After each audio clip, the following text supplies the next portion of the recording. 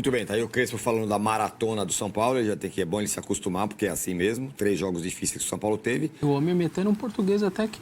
Ele tá se esforçando para falar português. E o Luciano, ele, não sei se é uma impressão minha, mas até nas declarações ele anda falando bastante, porque tem feito muito gol, tem sido jogador decisivo. Até nas declarações ele está se colocando cada vez como uma figura de ídolo do São Paulo, né?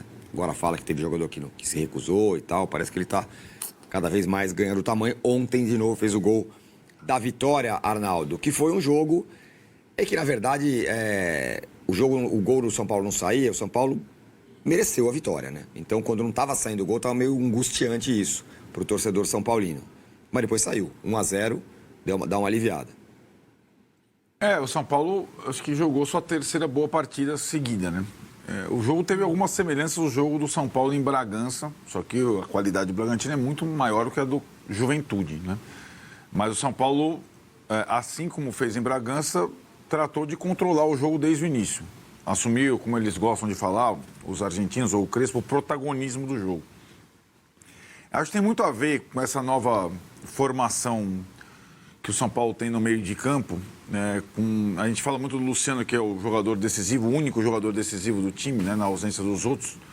Mas acho que esse novo São Paulo, do início do trabalho do Crespo, tem muito a ver com Marcos Antônio e Bobadilha, né? Que são os jogadores de criação do time, né?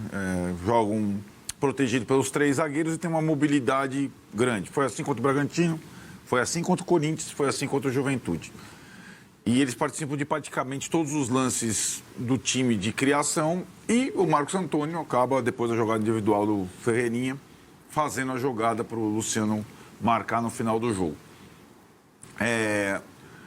Quando o Crespo fala, era uma partida desafiadora porque a energia, o foco, a mobilização do clássico, elas consomem, era essa a minha dúvida. O que seria o São Paulo além do Corinthians? Porque o São Paulo contra o Corinthians nós sabemos como é.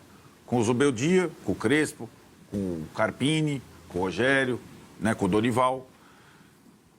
Como vai ser o São Paulo com um elenco tão curto, com limitações físicas e tal, para um monte de jogos? Não para um jogo da Libertadores ou um clássico.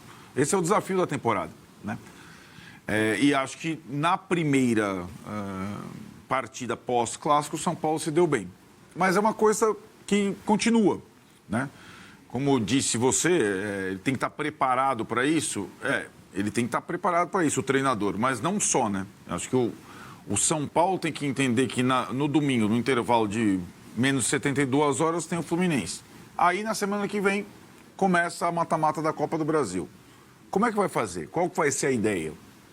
Vai seguir com esse mesmo time que jogou 4 jogos seguidos? Só não é o mesmo time porque na estreia do Crespo no Maracanã o Luciano estava suspenso. Senão, é o mesmo time, mesma base, mesma ideia. E além de os adversários já começarem a conhecer, a mapear, se estão fazendo isso com o Cruzeiro, estão fazendo com o São Paulo também, né? O São Paulo mudou a forma de jogar, mas já dá para entender como o São Paulo joga com linha de 3, com Marcos Antônio e Bobadilha, Luciano e André na frente. E o São Paulo, eu insisto, com tanta lesão, com tanta limitação financeira, ele vai ter que fazer escolhas nos torneios que ele tem para disputar, né? E eu estou curioso para saber como vai ser a Copa do Brasil para o São Paulo, né? Se vai ser como vem sendo com essa direção, joga e depois a gente vê o que acontece, ou se vai ter uma estratégia de priorização e tudo mais. Nessa formação, Tironi, por mais que tenha funcionado bem de novo, tem uma questão clara desde o início na lateral direita, na ala direita, em que o Cédric não consegue preencher as características de um ala, né?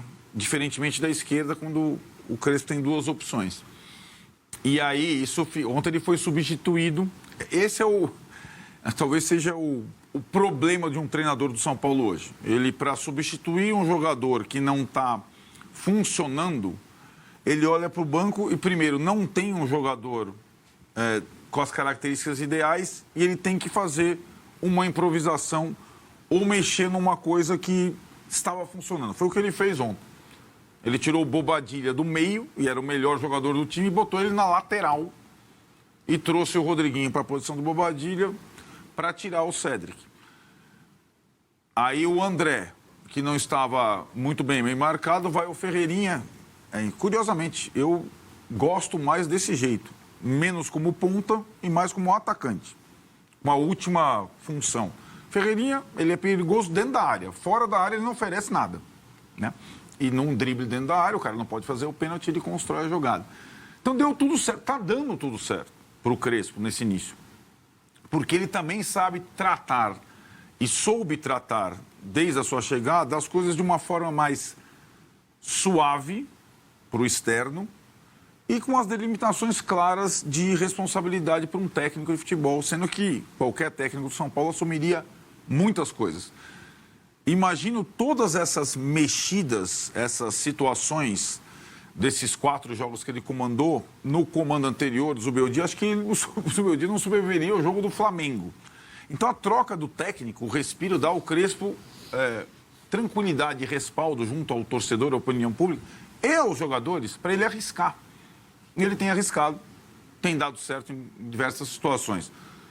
Um exemplo outro dessa mudança é a entrada do Luan. O Luan entrou no final do jogo com uma forma de reconhecimento pelo esforço, não jogava há 1000 anos pelo São Paulo, ainda está completamente fora de forma, então entrou o Luan. Né? Então, o Crespo nesse início tem, acho que ele conseguido lidar com o ambiente e com a tática, mas o cobertor continua sendo muito curto e é muito jogo para pouco jogador.